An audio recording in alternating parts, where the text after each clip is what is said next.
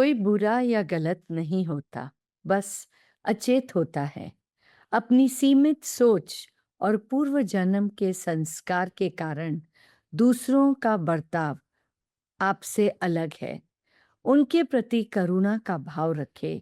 अपने दृष्टिकोण में छोटा-सा बदलाव लाने से आपके लिए उन्हें समझना और माफ़ करना आसान हो जाएगा। तो हम लोगों को ब्लेम करते हैं, वो ऐसा है, ये ऐसा है, उसने ऐसा किया, मेरे साथ ऐसा किया, किसी और के साथ ऐसा किया, ऐसे कैसे हो सकता है? हम उससे घृणा करते हैं, नफ़रत करते हैं। क्यों? क्योंकि हम उसे गलत समझते हैं। पर कोई बुरा या गलत नहीं होता है, बस अचेत होता है। Nobody is bad, nobody is wrong. They are just unconscious. They are sleeping. They are not aware of law of attraction. They are not aligned with the inner being. They lost that connection to the inner being. That is all. So nobody is bad or nobody is wrong. They're only unconscious. And because they are unconscious उनकी limited सोच है, तो अपनी सीमित सोच और पूर्व जन्म के संस्कार के कारण दूसरों का बर्ताव आपसे अलग है. So lot time we think we are a product of our parents, but actually we are a product of ourselves. We are born from ourselves. We come through our parents, but we are born from ourselves, from our own past lives. तो हमारे पूर्व जन्म के संस्कार हम लेके आते हैं. जब हम शरीर छोड़ते हैं तो सूक्ष्म शरीर तो कैरी करके लेके जाता है, and then we are born again with the same सूक्ष्म शरीर. तो पूर्व जन्म के संस्कार लेके आते हैं, इसीलिए हम सब अलग अलग हैं. इसीलिए एक ही परिवार में दो ट्विन पैदा हुए, दोनों की सोच अलग है, दोनों की पर्सनालिटी अलग है.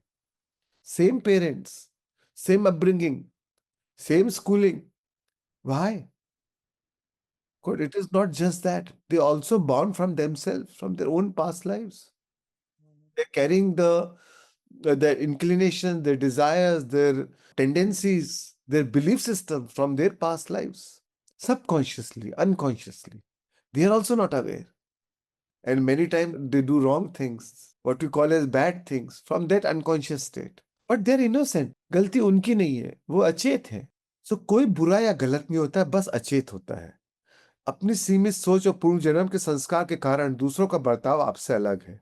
And the moment you see from that perspective, you will be able to see it from the emotion of compassion. Otherwise, you are only trapped in the surface reality. आप सिर्फ उसके एक्शन को देख रहे हो, अपने एक्शन को देख रहे हो. फिर खुद के प्रति होगा तो आप गिल्ट और शेम महसूस करोगे. दूसरा अगर ऐसा कर रहा है तो उसके प्रति एंगर और फ्रस्ट्रेशन और ब्लेम करोगे.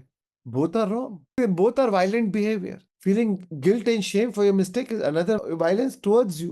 Feeling angry and frustration or blame to others is violent towards others. एक तो गलती हो गई, उसके ऊपर दूसरी गलती. इसीलिए किसी को गलत बुरा ये सोचने का मतलब नहीं, क्योंकि वो हकीकत है ही नहीं. Truth is they are unconscious. All you need is to wake them up, so they need your help, and then you see from the lens of compassion. So उसके प्रति करुणा का भाव रखें. अपने दृष्टिकोण में छोटा सा बदलाव लाने से आपके लिए उन्हें समझना और माफ करना आसान हो जाएगा. सिर्फ छोटा सा दृष्टिकोण में हमने बदलाव ले आया कि नहीं वह अचेत है, उनके अचेत मन ने गलती की, उन्होंने गलती थोड़ी की, तो फिर माफ करना आसान हो जाएगा. बुद्ध ने एक शूद्र को दीक्षा दे दी थी, तो उस शहर का जो ब्राह्मण था, उस गांव का जो ब्राह्मण था, जो हेड था, वो बहुत नाराज हो गया.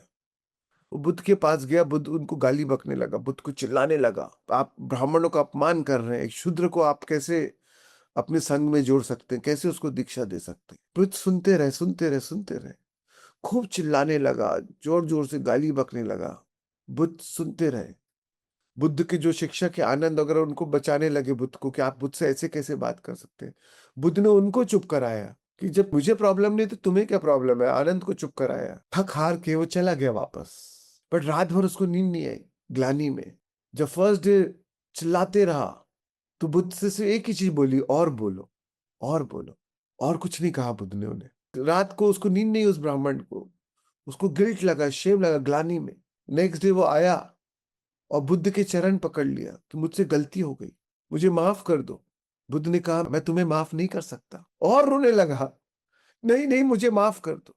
बुद्ध ने कहा मैं तुम्हें माफ नहीं कर सकता, क्योंकि कल जो आया था कोई और था और आज जो आया वो और कोई और है. कल जो आया है वो अचेत था, आज जो आया है वो जाग गया है.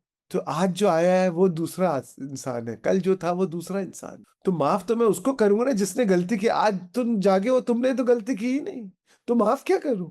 So when you change your perspective of looking at things, then forgiveness is a byproduct. Forgiveness comes natural to you. Otherwise, we also tend to forgive from a place of ego. Oh, हम यहाँ है, तू यहाँ है, जा माफ किया। ऐसे कोई एहसान जता रहे आप उसके ऊपर। But true forgiveness is actually when you can say thank you for that experience. Because of that experience, I got to know myself, where I stand. I got to know my triggers. I got to know about my anger, my frustration. I got to know about my unawareness. I got to know how much I was sleeping. I got to know about my unconscious state. So others' unconscious state can also make you aware about your unconscious state. So is it a problem to be solved or a teacher to be thanked for? Behind any emotion, there's a need, unmet need. तो आप उस unmet need को समझ पाओगे। Rather than superficial behavior में आप trap हो जाएंगे। उसमें नहीं फंसना है। उनकी unmet need क्या है? फिर आप उसको देख पाओगे। तो आप उन्हें बेटर समझ पाओगे। फिर उनकी unmet need को एड्रेस कर पाओगे। Rather than playing the game of right and wrong or blame or good or bad or inducting guilt or shame, now go deeper, understand the need behind that emotion. And that is when you can make true connection. When you understand the need behind that emotion and address that need, then the person connects to you. Because all needs are universal. As human beings, we all have the same needs of love, of belonging, of safety, of touch, of being heard. We all have the same needs. The language of need is common. The language of expression may be different, but underlying need is common. So when we understand the need, we are able to connect to each other. That's how you make true human connection.